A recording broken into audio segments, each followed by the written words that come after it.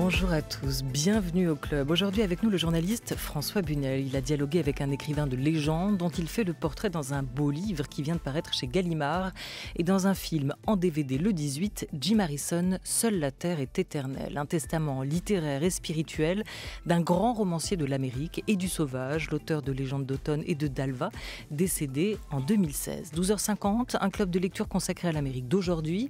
Alors qu'ont lieu ce mardi les midterms, les élections à mi-mandat, quel roman pour comprendre le pays. On en parle avec le traducteur Nicolas Richard et l'éditeur Francis Geffard. Et avec vous, vos recommandations de lecture, vos conseils, #BookClubCulture.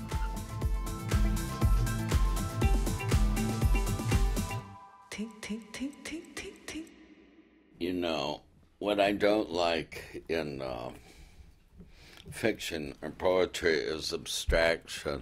It doesn't work for me. Maybe that's because I work so long on farms. I want the actuality in front of me, you know. So I don't know, hard-boiled perhaps, you know.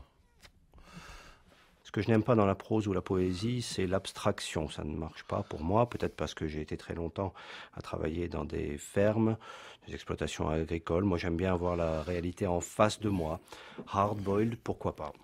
But you might, that's an interesting question because that's what's interesting about the work of Henry Miller or Louis Ferdinand Céline, the French writer, is it seems so tough and grotesque, but it's also very poetic at the same time, you know. C'est une question intéressante parce que si on rapproche ça de l'œuvre de Henry Miller ou de Céline, il y a beaucoup de dureté, de grotesque, mais en même temps c'est poétique. La voix, la cigarette, le souffle de Jim Harrison. Cette émission américaine a été programmée par Henri Leblanc, préparée et coordonnée par Laura Dutèche-Pérez, Anna-Livia Marcheson, Anouk Delfino et Joseph Julien. François Bunel a tourné une longue et belle série d'entretiens avec l'écrivain américain Jim Harrison, près de 10 ans après Le À Voix Nu, qui lui était consacré et dont vous venez d'entendre un extrait. Même passion de l'Amérique, des paysages qui ne l'ont jamais déçu, contrairement aux femmes et aux hommes qui habitent ce pays, avec toutes leurs faiblesses. Bonjour François Bunel. Bonjour. Bonjour, quelle rencontre, bonjour. Vous revenez de la foire du livre de Brive. Tiens, ça c'est pas tout à fait l'Amérique, mais c'est aussi un pays à part entière où vous avez présidé l'édition 2022, Pays du livre. Hein. Vous avez arrêté la grande librairie, ça tout le monde le sait, François Bunel, mais vous ne coupez pas les ponts totalement avec la littérature? Non, jamais. La littérature, c'est ce qui aide à mieux vivre, Olivia. C'est ce qui permet, je crois, de résister à tous les poisons que la vie vous réserve et vous inocule. C'est ce qui permet d'aller mieux, c'est ce qui permet d'élargir l'horizon aussi. Donc voilà, j'ai toujours un livre avec moi, je lis toujours autant et puis je vous prépare non plus des émissions, je l'ai fait pendant 17 ans. Et la raison pour laquelle j'ai souhaité partir, c'est parce que justement, ce film dont on va parler a changé beaucoup de choses. Puis c'est dangereux, vous savez, de lire. En lisant quelques très bons écrivains, j'ai découvert que nous n'avions qu'une vie et qu'elle est très courte. Alors autant faire en sorte qu'elle soit pas petite et se relancer des défis, relancer les dés, sortir d'une zone de confort. Je vous ferai des films, si vous voulez bien. On vous a jamais aussi peu entendu que dans ce film que vous avez consacré à Jim Harrison. C'est même étrange cette présence qui est la vôtre, hein, presque fantomatique. Il y a un moment une scène à table où vous êtes invité à déjeuner et c'est là qu'on comprend que vous êtes vraiment là, puisque Jim Harrison dit « ça c'est la place de François hein ». Voilà, en anglais.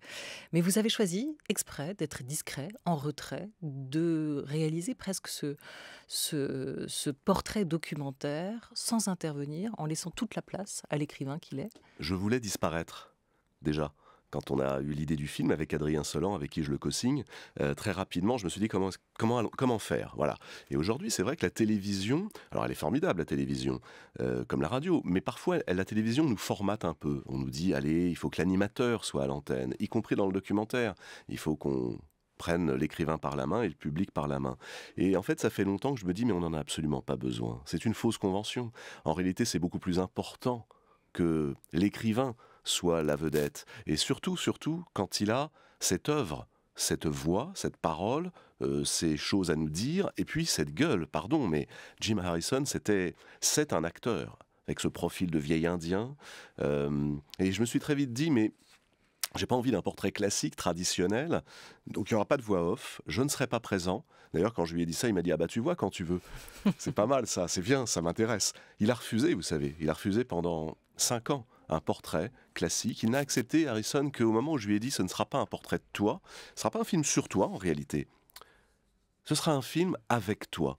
Et alors la différence, n'est pas seulement sémantique, Olivia, vous le savez, c'est de dire, si on fait un portrait le portrait de quelqu'un, c'est une biographie, et c'est déjà une légende, donc c'est déjà un mensonge. Et moi, ce qui m'intéresse de plus en plus, c'est d'essayer de trouver la vérité des êtres, de réduire la part de comédie. Et pour ça, je me suis dit, et si on partait de l'œuvre plutôt que de l'homme? Si tout ce qu'il m'a appris quand je le lisais sur les relations hommes-femmes, je pense que Jim Harrison, c'est le grand écrivain de l'amour, du désir, de la séduction, des malentendus entre hommes et femmes. Avant la nature, vous diriez. On est aussi la nature, rappelle-t-il. Et notre part de nature... Il y a un parallèle formidable chez Harrison entre la nature, les grands espaces et notre nature humaine, avec cette idée que si je vais au cœur des grands espaces, si je vais pêcher sur la rivière, si je vais me perdre en forêt, si je me promène au fin fond du Montana ou dans les déserts, je retrouve dans la nature sauvage ma part de nature humaine que la civilisation a polissée, a réduite. Et en réalité, cette nature sauvage permet de mieux comprendre nos sentiments naturels, l'amour, le désir, la séduction, la colère, les tentations parfois d'auto-apitoiement qu'il faut savoir dépasser, l'envie d'aventure, voyez. Et donc, chez Harrison, il y avait ça. Et très vite, pour revenir à votre question, je me suis dit, mais en fait, ça correspond à mon désir.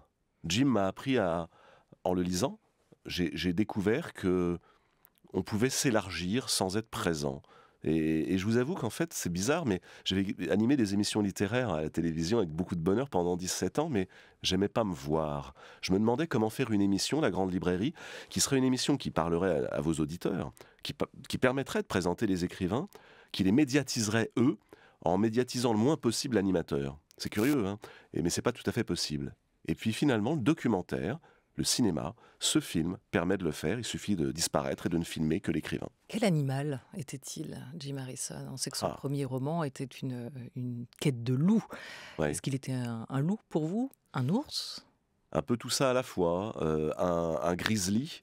Il disait on a fait de moi un aimable grizzly, un personnage comme ça, vous savez, qui était très en légère surcharge pondérale, allons-nous dire, qui claudiquait après une série d'accidents. Borgne, il a eu l'œil crevé à l'âge de 7 ans quand il jouait avec une petite fille. Donc on a fait de lui une gueule. On a fait de lui une légende, Big Jim. Et en réalité, dit-il, je ne suis pas du tout ça, je suis un être fragile et terrifié. Et je crois que, oui c'est ça, il y a un malentendu toujours sur les apparences. Donc cet homme qui semblait être un roc, moi ce qui m'intéressait c'était de voir sa fragilité. Cet homme vieux qui est au bout de la route, il le sait, il a brûlé la vie par les deux bouts, mais il nous dit, vous savez, c'est pas parce qu'on est au bout de la route qu'il faut pas appuyer encore un peu sur l'accélérateur. The local Ojibwe gave me a name, an Indian name. It's very amusing. For Jim, it's a long name. I got it written down somewhere. It means one who goes into the dark a long ways, and we hope he can come back. That spooked me. That's a great. Because that's often happening in my novels. Someone departs society so profoundly that they think he's never going to come back to Earth. On a souhaité vous faire entendre en anglais américain dans le texte la voix de Jim Harrison et en consécutive, si vous le voulez bien François Bunel, la traduction de cet extrait pour ceux qui ne parleraient pas anglais. Et qui n'entendraient pas, qui ne comprendraient pas cet accent extraordinaire de Jim. Il dit les Indiens Ojibwés de la région m'ont donné un nom indien pour Jim. C'est rigolo parce qu'il est interminable ce nom. Je l'ai noté quelque part, mais ça veut dire celui qui part sur des chemins longs et obscurs et dont on espère qu'il pourra revenir. Est-ce que c'est vrai? Est-ce qu'il n'est pas toujours, d'ailleurs, revenu de tout? Vous évoquiez la perte de son œil à 7 ans, il est devenu le cyclope, comme il s'appelait, la mort de son père et de sa sœur quand il avait 20 ans dans un accident, la drogue, l'alcool. Est-ce que Jim Harrison n'est pas revenu de tout? Oui, et c'est ça qui me fascine. Il est revenu de toutes les catastrophes qui, en réalité, composent une existence. Et il est revenu également de la tentation que l'on a de se fabriquer une image et de jouer de tout cela. Il aurait pu le faire. À la fin de sa vie, il décide de repartir, d'avoir recours aux forêts, comme on disait autrefois, de retourner dans ses bois, dans ses grands espaces, précisément pour revenir à lui-même. En fait, il a tout expérimenté, tout essayé, tout ce qui est excessif. Mais l'excessif, c'est ce qui fait la vie. Encore une fois, plutôt que d'être de manière atone, vous voyez, le long de la berge, lui, il est dans le fleuve, dans la rivière et dans le courant.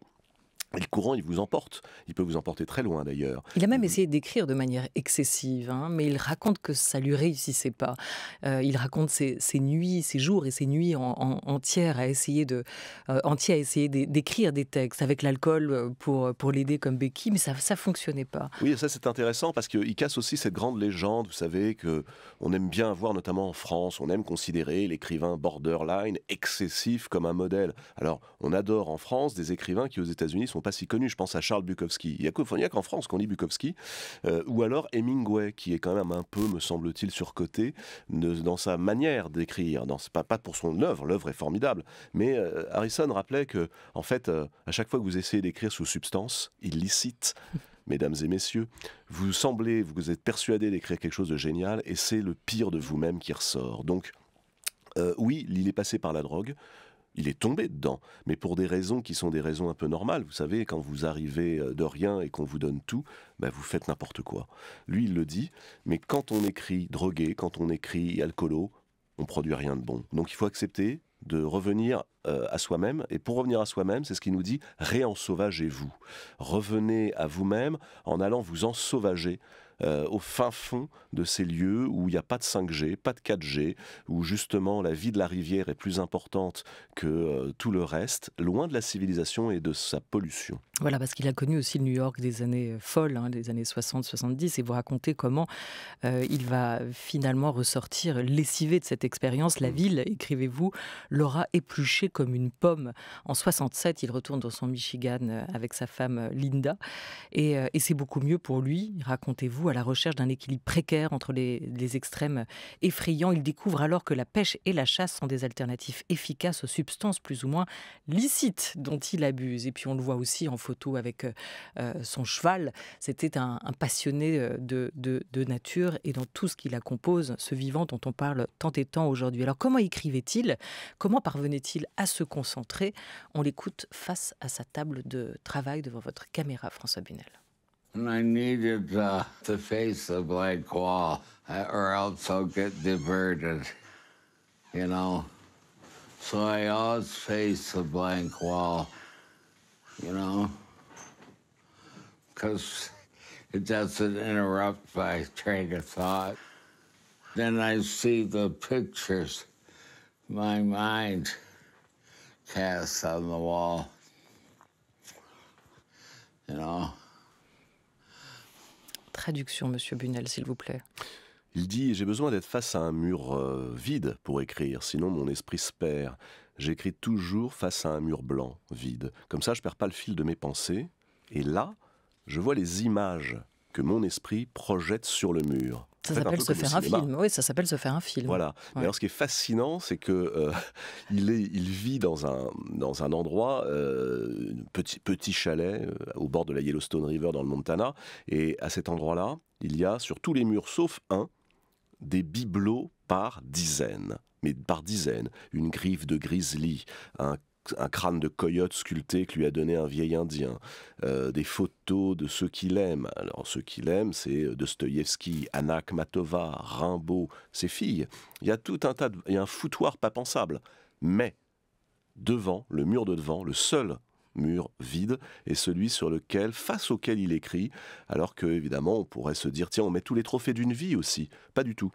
C'est ça que je trouve très beau. Non, dans son champ de vision, c'est un mur blanc. Et sur sa table de travail, qui en dit long aussi, il y a ce papier à ligne sur lequel il écrivait. Il ne pouvait qu'écrire comme ça. Il ne tapait pas à l'ordinateur. Il ne faisait dactylographier ses textes ensuite. Et il a ces 2 ou 3 pots de crayon, toujours les mêmes. C'est un homme d'habitude. Oui, mais alors c'est ça qui est intéressant. C'est que cet homme qui est aussi l'homme des excès, dès lors qu'il s'agit de poésie, c'est un poète poète d'abord, Jim Harrison. Je crois que c'est un grand poète en prose. C'est un philosophe aussi. Je pense que c'est un grand philosophe du féminisme, même s'il n'emploie jamais le mot. C'est un grand penseur de l'écologie, même s'il n'emploie jamais le mot. Mais il me disait, dès que j'ai besoin d'écrire pour savoir ce que je pense. Mais pour écrire, il faut cette discipline. Toute ta vie peut être indisciplinée, bordélique, foutoir. Tu peux te laisser percuter par toutes les émotions. Quand tu es à table, quand tu es dans la forêt, quand tu es avec les amis, très important pour lui l'amitié. Mais dès que tu écris, tu dois être seul et avec une discipline. Et il était là-dessus absolument intraitable. Jim écrivait tous les jours. Il est mort en écrivant un poème. Vous vous rendez compte ? Qui disait quoi ? La dernière ligne, la dernière phrase, le dernier mot du poème est God, Dieu. C'est troublant, non ? Oui, parce qu'on ne le voit pas ou on ne l'imagine pas comme un écrivain croyant. Non, en effet, mais en même temps, c'est un écrivain qui était un écrivain panthéiste, c'est-à-dire qu'il disait souvent « je ne crois pas en un seul Dieu », mais vous savez, il vivait dans une région qui est celle des Indiens Ojibwés, qui ont été massacrés par les troupes de Custer et de Sherman à la fin des années 1870-1880. On est dans le sud du Montana, un tout petit peu au-dessus du parc de Yellowstone. C'est une région pleine de fantômes, c'est une région pleine de sang mêlé, c'est une région dans laquelle, lorsque vous poussez la porte d'un bar, vous trouvez ces gens-là qui sont les lointains descendants de ceux qu'on a génocidés, disait Jim Harrison. Il aimait bien employer le verbe et le terme. Et les fantômes le visitaient très souvent. Donc, pour revenir à cette idée de croyance, Jim disait « Je ne suis pas certain de croire en un seul Dieu, sans doute pas le Dieu des chrétiens. En revanche, il y a le Dieu du brin d'herbe, il y a le Dieu des arbres, et il y a surtout les arbres dont les Indiens disent lorsque on voit un arbre touché par la foudre. » Ils disaient « Si tu veux vraiment une expérience spirituelle, François ?» Je disais « Bah oui, j'aimerais bien. Va te balader dans la forêt sans moi et trouve un arbre qui a été touché par la foudre. » Je dis « Ah bon, pourquoi ?» Parce que ça veut dire que les dieux ont mis leurs doigts sur cet endroit de la planète, et là, tu peux planter ta tente. Et vous croyez en quoi, François Bunel, aujourd'hui ? Je crois au pouvoir des mots. Je crois que les dieux sont, non pas les écrivains, mais les mots. Je crois au pouvoir de la littérature pour changer une vie. Elle a changé la vôtre ? Oui. Oui. Elle a changé la vôtre aussi, je crois, non ? Non, ne renversez pas la question. C'est vous l'interviewé ici. Si une... Est-ce que... Mais je vous pose quand même la question, c'est une façon de répondre. Non, mais alors je la pose aux auditeurs. Posez-la aux auditeurs. Est-ce qu'un livre qui ne vous bouge pas, qui ne vous déroute pas, qui ne vous dérange pas, est vraiment... mérite vraiment que vous lui consacriez 1 journée, 2 journées, 3 journées de votre vie ? Est-ce qu'un livre qui, en revanche, va mettre une grande claque sur le museau de vos certitudes, qui va instiller du doute, mais aussi de l'énergie, qui va rebattre les cartes en reformulant les questions que vous vous posiez, mais peut-être pas avec les bons mots. Vous voyez, la force des écrivains, leur immense pouvoir divin, c'est d'être capable, là où nous nageons, vous et moi, dans l'obscurité, dans l'intuition, de mettre les mots justes sur les émotions qui nous traversent. Les émotions pour la famille, dans une relation amoureuse, dans une relation de travail. Tout à coup, ça devient clair ou étrange, mais en tout cas, ça me fait avancer, ça me modifie. Donc oui, les livres changent une vie. Oui, c'est aussi ceux qui nous dépaysent et nous sortent de nous-mêmes, hein. Nous font vivre d'autres expériences que les nôtres. Alors vous l'avez raconté, Minos, c'est Cyrano de Bergerac qui a été pour vous le premier grand coup de foudre littéraire. Mais votre part américaine, comment elle s'est constituée ? De quoi s'est-elle nourrie, François Bunel ? De mes lectures, mais je dois dire aussi beaucoup du cinéma et de la musique. Et surtout de l'idée qui vient assez vite qu'en réalité, ce pays ne me fascine pas du tout. C'est vrai que pendant une quinzaine d'années, et notamment à la Grande Librairie, j'ai été l'interroger, ce pays. Mais peut-être d'abord parce que tout ce qui arrive en France nous vient souvent des États-Unis. Regardez, tiens, le blue jean, le jazz, le blues, le rock'n'roll, le grand cinéma. Et j'étais saisi par une chose, une interrogation. Comment un pays qui nous offre... les westerns, Scorsese, De Niro, Woody Allen et quelques autres, sans parler bien évidemment des musiciens, de Bob Dylan à Patti Smith en passant par Springsteen et les autres, peut nous offrir également Nixon, Reagan, Trump, la dérégulation des ports d'armes, 50 ans après, la fin de la loi qui autorise l'avortement. Comment ce pays, qui est un pays des extrêmes, qui est un pays dans les grands espaces, vous savez, il n'y a pas de printemps, il n'y a pas d'automne, ça dure une semaine. C'est-à-dire que vous passez brutalement de 35 degrés à moins 15. Je me souviens quand j'étais chez mon ami Dan O'Brien, qui est un grand écrivain, qui vit dans le Dakota du Sud. On est arrivé un jour, au mois de mars, il faisait quelque chose comme moins 12. 4 jours plus tard, il faisait 22 degrés. Et la neige avait fondu en 4 jours. Il me dit, voilà, t'as vu le printemps. Maintenant, on commence parce que, tu comprends, il faut rentrer les foins. Vous préfacez ce mois-ci le livre de photos du Français Alain Dister en Amérique, 50 ans de photographie chez Albin Michel. C'est une invitation, racontez-vous, à prendre la route, à foutre le camp, à délaisser les itinéraires tout tracés dans nos vies, des itinéraires quadrillés pour nous lancer enfin à l'aventure. Il y a un point commun entre ces photos et entre la littérature, les livres de Jim Harrison, qu'on a d'ailleurs souvent qualifié d'auteur, d'écrivain du nature writing, et on le voit encore avec son best-seller qui est Légende d'automne, son premier grand succès. Il y a d'autres points communs entre eux, ce plaisir dans la découverte de l'inconnu, vous diriez, dans l'inconfort aussi, ça fait partie des valeurs de Jim Harrison? Oui, l'insolite, l'inattendu, l'idée que si tu mets un peu d'inattendu dans ta vie, me disait-il, tu verras, là ça commence à devenir une vie intéressante, débanalisée en fait. Et alors Dister, c'est intéressant, je vous parlais tout à l'heure, je disais oui, c'est vrai que ma passion de l'Amérique vient par d'abord les livres, la littérature, lire très vite, à 12-13 ans, Jack London, puis ensuite London vous amène à Kerouac. Alors ça, à Kerouac, vous avez 14 ans, vous êtes ado, vous faites n'importe quoi, vous vous dites, tiens, dans la vie, quand je serai grand, je serai beatnik. Pas mal comme métier, ça. Clochard céleste. Je trouverai toujours des filles qui accepteront de me prendre en stop, et puis des copains qui m'emmèneront trouver des jobs saisonniers. Bon. Jim Harrison, il s'est dit aussi qu'il allait être beatnik. C'est ce qu'il voulait faire. Là encore. Il l'a fait d'ailleurs à une époque. On n'a pas trouvé les photos de Harrison avec les cheveux les cheveux dans le dos, mais j'aimerais bien les voir. Mais celles avec la moustache, elles sont très bien aussi. Mais après, vous vous dites, en réalité, oui, il y a la photographie et les photos d'Alain Dister que j'ai découvertes dans les années 80, quand j'étais loin de me douter qu'un jour je fasse métier, me montraient une Amérique rêvée, une Amérique qui n'était pas celle pasteurisée, standardisée qu'on nous montrait à l'époque dans les journaux. Voilà, et puis une des particularités de Jim Harrison, c'est sa capacité à regarder l'autre. On en parle tout de suite avec un autre de ses livres phares, c'est Dalva. La littérature, ça récure l'âme, vous dit-il. Quelle plus belle définition. La musique aussi, parfois.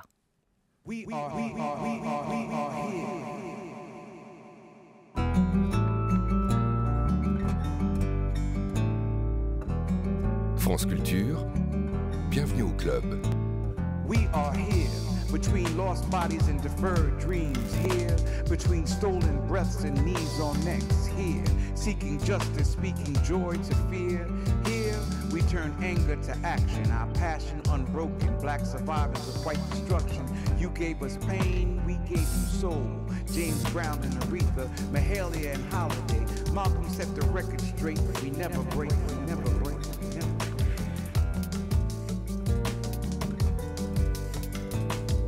We are here, bearing witness to who we are. Glowing starlight like Sirius we are. The alchemy of poetry, we are excellence in black steel. We are here, raising tide with jazz notes, miles high on the love supreme. From Fred Hampton to Stacey Abrams, Shirley Chisholm to Obama, James Baldwin to Ta-Nehisi, we are here. Alive, we are living, calling on the past, holding fast to this future we are. We are here. Beautiful, strong, hopeful, and black. We are the dreams of our ancestors from generation to generation to generation to generation. We are here. We are still here.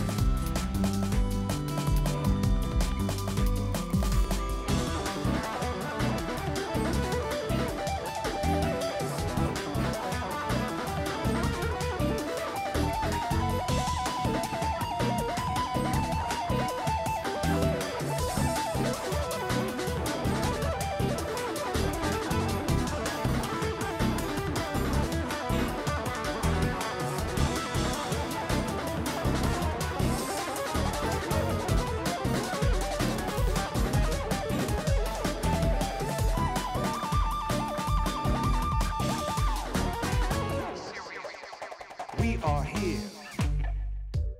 Les musiciens David et Mark Gilmore avec la voix de Sharif Simons, ils sont 16 artistes sur scène, un collectif en lutte contre le racisme. We are here. Ils seront le 17 novembre au New Morning à Paris et le 18 à Jazz d'Or à Strasbourg. Avec nous, il est là. He is here, hein, si je sais bien conjuguer mon verbe, mon auxiliaire être. François Bunel, journaliste et réalisateur d'un très beau film consacré à Jim Harrison, Seule la Terre est éternelle. Film projeté ce soir pour ceux qui passent par Paris au Grand Rex. Il reste des places, c'est à 19h30. Autour de vous, Mathias Malzieu qui signe la bande originale du film et l'écrivain Jim Fergus. Et un beau livre à retrouver chez Gallimard. En quelques secondes, faire résonner quand même encore dans votre voix, François Bunel, les mots, la voix elle-même de Jim Harrison avec un extrait de ses mémoires. En marge, ses mémoires, où il écrit ceci. « J'ai appris que regarder un pluvier des hautes terres, ou une grue des sables, est plus intéressant que de lire la meilleure critique à laquelle j'ai jamais eu droit. J'ai appris que je peux seulement conserver mon sens du caractère sacré de l'existence en reconnaissant mes propres limites et en renonçant à toute vanité. J'ai appris qu'on ne peut pas comprendre une autre culture tant qu'on tient à défendre la sienne coûte que coûte. Comme disaient les Sioux, courage, seule la terre est éternelle. » Extrait des mémoires de Jim Harrison avec vous, François Bunel. Un mot quand même de votre livre préféré, vous l'avez évoqué. Et devant votre caméra, il en raconte la genèse. Tout est parti d'un rêve. Il avait vu Dalva en rêve, puis les grandes plaines du Nebraska. C'est votre livre fétiche parce qu'il parle justement des femmes, parce qu'il a cette sensualité-là. Oui, parce qu'il est celui qui réconcilie. C'est le livre parfait d'Alva. C'est le plus grand livre sur l'adoption, d'abord, qui est un sujet qui m'intéresse et me touche, qui est un sujet un peu tabou, qui est un sujet sur lequel on écrit des romans à la Dickens souvent, c'est-à-dire des grandes fantaisies sans voir sa violence inouïe. Et c'est le plus grand livre sur le sujet, mais c'est aussi le grand livre sur les Indiens d'Amérique, Exactement. sur le génocide. C'est la contre-histoire de l'Amérique, c'est-à-dire que tout à coup, Jim Harrison, le petit blanc du Midwest, se met dans la peau des Indiens et essaye de comprendre et raconte l'histoire du point de vue des vaincus pendant 150 ans. Et c'est un livre à lire et à relire encore aujourd'hui. Vient nous rejoindre Sébastien Thème. Bonjour Sébastien. Bonjour Olivia. Je présente François Bunel, Sébastien Thème. Bonjour. Et bien justement aujourd'hui un book club, on a le droit de dire en anglais, exceptionnellement. Américain. Un club de lecture américain. À l'occasion des midterms et des élections de mi-mandat aux États-Unis, on vous proposera des livres pour comprendre l'Amérique d'hier et d'aujourd'hui. Et vous pouvez encore répondre à notre question. Pour vous, qu'est-ce qu'un roman américain ? Vos réponses, hashtag Book Club Culture. Vous avez une réponse ? Oui, Ça, François c'est une Bunel. bonne question. Qu'est-ce qu'un roman américain ? Un rêve, un fantasme.